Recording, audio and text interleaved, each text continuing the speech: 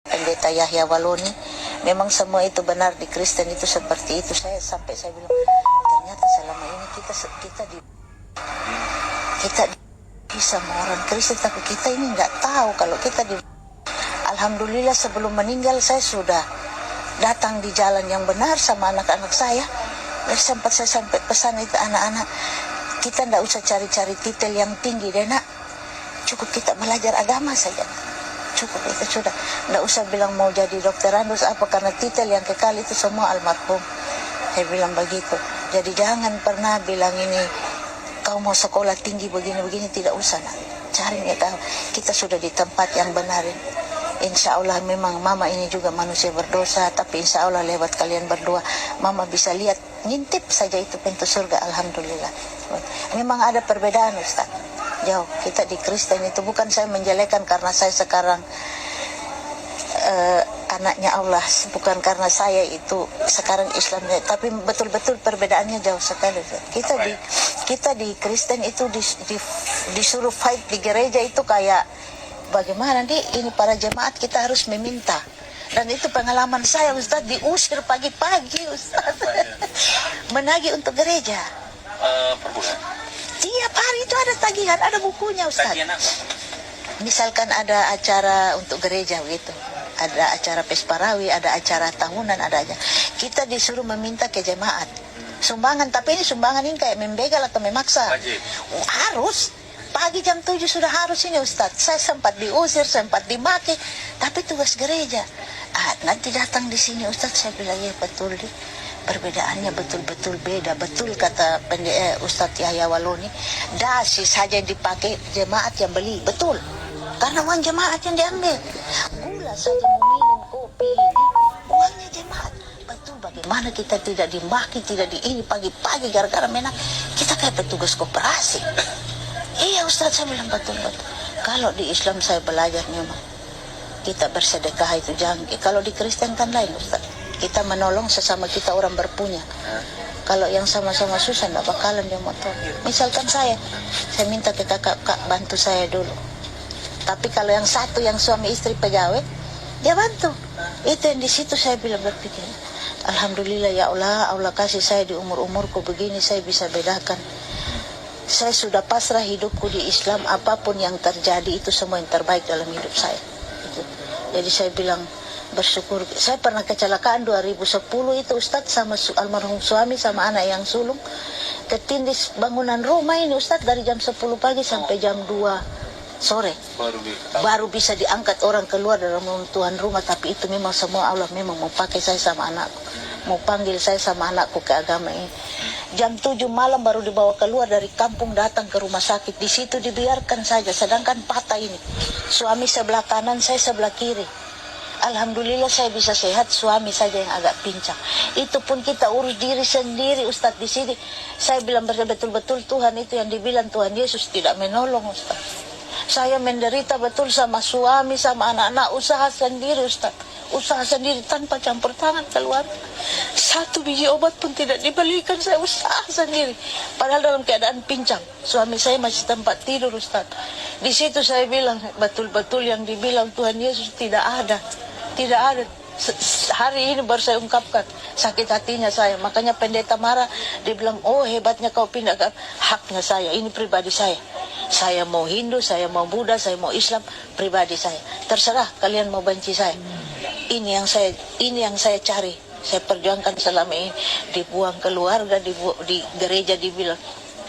Saya tidak ini. Alhamdulillah saya di sini saya banyak belajar Ustadz bahwa kita orang Islam itu bersedekah tidak tunggu kaya. Saya bersyukur Ustadz walaupun pekerjaan cuma serabutan, alhamdulillah saya bisa bantu orang. Saya bisa bantu sesama yang datang minta. Kalau tidak ada saya bilang tidak ada, tapi kalau ada alhamdulillah dapat ini. Suami juga orangnya tidak pelit, suka membantu. Saya bilang alhamdulillah. Ya Allah saya tidak minta apa-apa, saya cuma minta sehat badan, bisa bantu sesama. Saya tetap di sini. Memang kadang-kadang saya galau Ustaz, kenapa keadaanku begini. Tapi setelah berpikir jangan kita membedakan yang sekarang dengan ini. Kan ada ayatnya Allah itu lebih baik yang terbelakang daripada yang kemudian. Dan saya berpikir ya mungkin saya dikasih nanti terbelakang, tapi insya Allah pemberian Allah itu bisa saya manfaatkan untuk orang lain, bantu orang lain. Alhamdulillah Ustadz, saya bisa bedakan di agama yang dulu sama agama, bukan saya menjelekkan, tapi kalau ditanya semua mualaf pasti ada alasannya. Dan saya tahu ini sholat 5 waktu, puasa 30 hari, saya itu ada sholat duha, ada sholat tahajud, ada sholat qobli subuh, itu yang saya jalani puasa Senin Kamis Ustadz. Yang lain-lain saya takut terjebak, karena waktu di Kristen saya pun hampir dibakar dalam rumah karena terjebak ajaran sesat. Untung saya lolos Ustadz, kalau enggak sama teman-teman yang 5 orang hangus terbakar di dalam.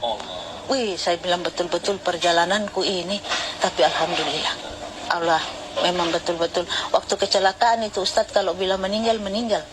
Tapi Alhamdulillah tubuh sama anak saya itu termasuk kuat. Karena dalam runtuhan rumah beberapa jam, dipikir meninggal sama warga, diangkat masih ada suara. Alhamdulillah itu 2 bulan menderita sakit Ustadz. Saya tidak menjelekkan agama yang kemarin, tapi saya bisa bedakan di mana yang terbaik itu Ustaz. Dulu kan majelis gereja penetua tentu dapat fasilitas dari DJH. Nah, kalau di Islam sekarang jadi mu'alaf, hidupnya susah, gak kayak dulu. Iya. Tapi yang ibu rasakan sekarang gimana? Tapi lebih baik saya di Islam. Saya sudah buktikan itu Ustaz. Saya sama anak-anak saya pernah tidak makan, karena saya berjuang sendiri-sendiri. Tapi Alhamdulillah Allah itu memang, mau dibilang Allah itu memang maha tahu umatnya. Di saat saya susah sama mie 1 bungkus, selesai makan, anakku yang sulung bilang, "Mak, tidak ada nasi." Saya bilang, "Tidak ada, Nak. Mama belum kerja. Sore ada yang antar beras. Alhamdulillah. Bu, ini ada sedikit sumbangan, ada mie, ada telur. Alhamdulillah saya masak, kasih anak-anak makan." Di situ saya bilang, makanya saya sering Ustadz bicara sama yang Islam asli, kadang mereka tidak yakin. Tante, ibu, kenapa kita yakin sekali dengan keadaan, sedangkan kita cuma punya pekerjaan satu, cuci piring. Saya bilang, kalau kita bersyukur dek, insya Allah akan Allah tambahkan. Tapi kalau kita mengeluh, malah Allah bikin kita lebih ini lagi, kira-kira mau sampai di mana ini umatku, mengeluh terus di situ. Jadi di situ saya belajar, saya bilang, bagaimana mau dibilang susah, Alhamdulillah ada saja rezeki. Ada saja rezeki. Makanya saya selalu bilang ini suami yang ini, jangan pernah mengeluh, jangan pernah mengeluh. Dulu saya suka mengeluh, ya Allah saya kadang sholat itu Ustadz, saya bilang saya pasrah Ustadz, Allah saya tidak bisa bilang apa, karena saya yakin Allah tahu pikiranku, Allah tahu apa yang saya mau. Saya cuma pingin anak-anakku makan, itu saja. Alhamdulillah Allah jawab lewat orang, kasih. Di situ saya belajar Ustadz, kalau kita memberi pasti Allah balas. Di saat kita memberi dengan ikhlas Allah. Satu juga, kalau orang minta tolong Ustadz, kalau kita tulus mengerjakan itu, insya Allah pasti itu ketulusan kembali di saya. Saya kemarin mau menikah ini Ustadz, nol, tidak ada apa-apa, cuma calon suami ini berjuang mati-matian. Tapi Alhamdulillah rezeki itu ada saja, ada saja. Saya pikir statusku seperti ini, kalau kita cuman pergi berdua begitu-begitu kan pasti jatuhnya fitnah. Iya Ustadz toh, kalau memang serius mau menjalani hidup ini dari nol, kita mulai dari awal, saya siap. Alhamdulillah dia bilang ya, kita bismillah. Alhamdulillah Ustaz, nikah sederhana dengan begitu banyak ada uluran tangan secara materi, secara doa. Alhamdulillah sampai selesai Ustaz.